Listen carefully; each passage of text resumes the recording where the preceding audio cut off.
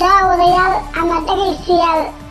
halkani waa Faras TV oo aad kala socon kartaan wararka geeska iyo geyiga ay Soomaalidu degto kuwooda ugu xiisaha badan qodobada ugu doorkaran wararka ee aan idiin haynana waxaa ka mid ah jamhadda mayalka adag ee TPLF oo go'aamo adag ka soo saartay baaqi wadahadallada iyo xabad joojinta ee ay dowladda Itoobiya soo saartay dagaalo culus oo ka socda gudaha Eritrea oo ay isku baaqsanayaan ciidamada jamhadda TPLF iyo kuwa Eritrea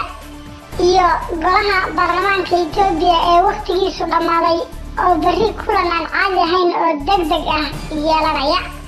fadlan haddaad nagu cusub tahay channelka subscribe sar videogana like sar share dhino asxaabtaada la wadaag wixii tala bixin ahna xagga hoose nagu reeb kusoo dhawaada qodobadii wararka oo faahfaahsan wararkana waxaa idinla socodsiinaya anigoo ah Marwe Yusuf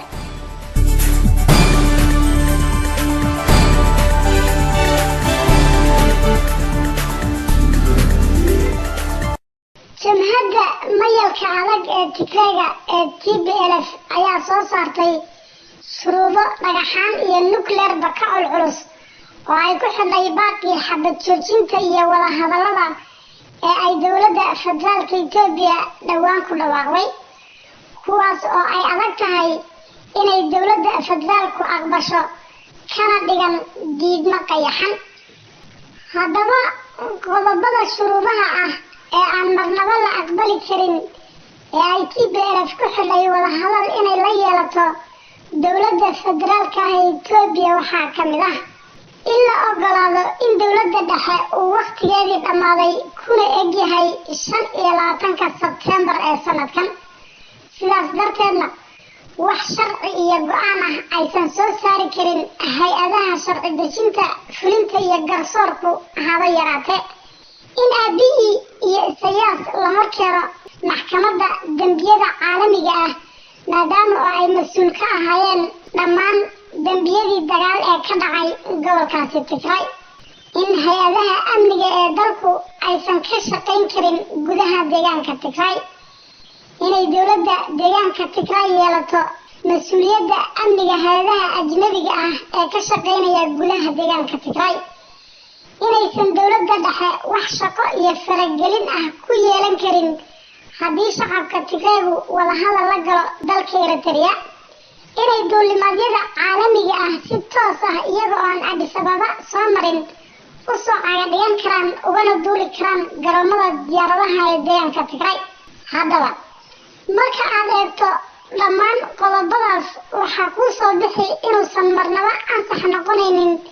inay labada dhinac wadaxaajood isugu yimaadaan iyo miiska wadahadallada xal waarana la gaadho waayo sheekadu waxay u eg tahay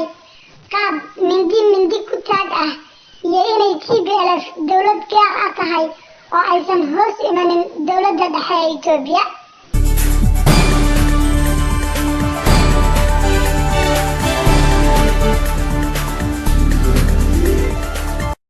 dagaalkii ugu cuslaa ayaa maanta ka socda xuduudda Eritrea iyo Tigray kaasoo dhex maraya militariga dowladda Eritrea iyo ciidamada TDF ee jamhadda mayalka adag ee TPLF dagaalkan oo la isu adeegsaday noocyada kala duwan ee hubka culus ayaa weli wax faahfaahin ah aysan ka soo bixin walow ila xogogaal ah ay noo sheegeen inay ciidamada jamhadda TPLF gudaha u galeen dalka Eritrea iyagoo baacsanaya militariga dalkaasi Eritrea ilaa iyo 18 kilomitir welina ay ku sugan yihiin gudaha dalkaasi isla markaana uu dagaalku socdo oo ay ilaa saaka xabadu istaagin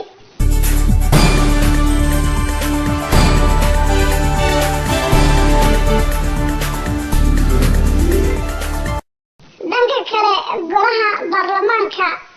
uu waqtigiisu dhacay ee dalka Itoobiya